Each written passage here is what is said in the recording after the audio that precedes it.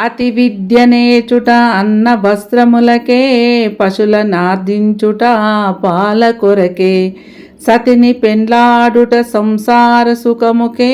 సుతుల పోషించుట గతుల కొరకే, సైన్యముల్ గూర్చుట శత్రు భయంబుకే, సాము నేర్చుటెల్ల చావు కొరకే, దానమిచ్చుట ముందటి సంచితమునకే, ఘనముగా చదువుల్ కడుపు కొరకే, ఇతర కామంబు కోరక సతతముగను, భక్తి నీయందు నిలుపుట ముక్తి కొరకే, భూషణ వికాస శ్రీ ధర్మపుర నివాస, దుష్ట సంహార నరసింహ దురిత దూరా. ఆభరణములచే ప్రకాశించువాడా, దుష్టులను సంహరించువాడా,